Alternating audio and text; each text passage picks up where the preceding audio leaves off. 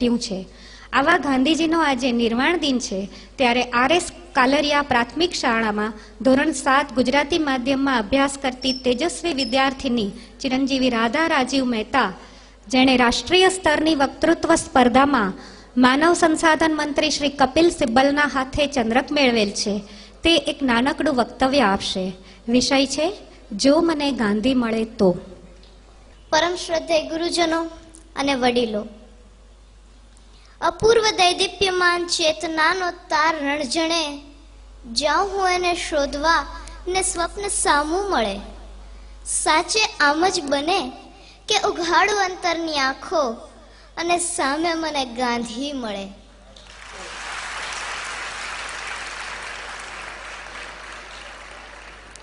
હા, જો મને ગાંધી મળે તો વાત્સલ્ય સભર હાથ શિરે ફેરવીને પૂછે, બેટા હિન્દ કેમ છે? ભીતરમાં કંઈક સળવળાટ થાય અને અંતર અતીતની ગર્તામાં ડૂબી જાય કે સત્ય, સદાચાર અને અહિંસાના પરમ આગ્રહી મોક ગાંધી અહીંયા ક્યાંથી? અંતરમાં ફરી વાચા ફૂટે અને બાપુ કહે, માં ભારત અને બાળકોની ખબર લેવા આવ્યો છું। જીવનભર સત્યનું આચરણ કર્યું ને તેની આ ફલશ્રુતિ છે કે ફરી એકવાર અહીંયા આવવા મળ્યું। પછી તે મારા હાથમાં પેલું જર્જરિત થયેલું 3 વાંદરાનું રમકડું જોઈને પૂછે, બેટા હજુ એ તું બાળક જ રહ્યો? હજુ રમકડાથી રમે છે? પણ બાપુ, એ મારું પ્રિય રમકડું છે। સાંભળીને ક્ષણભર હરખાઈ જાય। ચશ્માની તો હરાજી થઈ ગઈ, પણ ટેવ એટલે ખાલી નાક ઉપર પહેલી આંગળી મૂકીને કહે, મારું પણ એ પ્રિય રમકડું છે। ભલે ને સાંભળતું નથી, જોતું નથી અને બોલતું નથી, અને રમકડું વચમાં જ બોલી ઉઠે કે તમે તો ચાલ્યા ગયા બોલીને હે રામ, પણ જેવું પત્યું તમારું જીવન કે ખબર નહીં ક્યાં ગયો તમારો સંદેશ। ગુલામ માનસ, અનૈતિકતા અને વિદેશી વસ્તુઓના વાયરાની જડ એવી તો ઊંડી ઉતરી ગઈ છે આ 63 વર્ષોમાં કે સત્ય, અહિંસા, સદાચાર અને સ્વદેશ પ્રેમ માટે તો તમારે એકડો જ ઘૂંટાવવો પડશે। માં ભારતની અદ્વિતીય સંસ્કૃતિ અને અનુપમ પ્રકૃતિની લહેરાતી કસુંબલ ચૂંદડીને તમારા જ કેટલાક બાળકોએ સ્વાર્થની કાંટાળી જાળીમાં ભેરવીને ચીથરે હાલ કરી નાખી છે। બાપુ,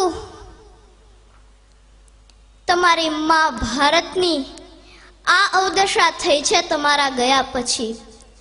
મારા પ્રિય રમકડા અને બાપુ વચ્ચેના આ સંવાદથી મને કદાચ મેઘાણીજી સમજાય અને બાપુ વતી કહેવાની ઈચ્છા થાય કે સત્તા નિયમોની જાલ ધારા કેરી ચુંગાલ, ભોળા કંગાલ કાજ ફાંસલા પસારે, ધનિકો માલંત મુક્તિ ગરીબોના લાલ રક્ત સત્તાના ભક્ત આજ શોષે કર ભારે।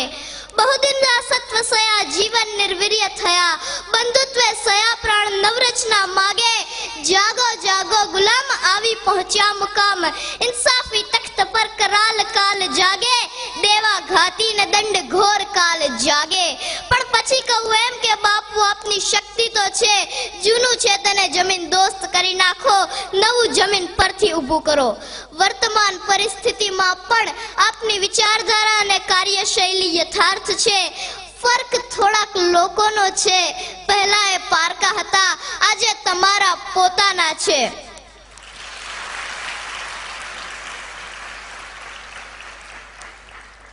સમાજના નૈતિક પુનરુત્થાન માટે અને આઝાદ રાષ્ટ્રની આબાદી માટે ફરી એ જ નૈતિક મૂલ્યોની જરૂર છે જે આપે 1 સદી પહેલા આપ્યા હતા અને આજે મૃતપાય દશામાં કણસી રહ્યા છે।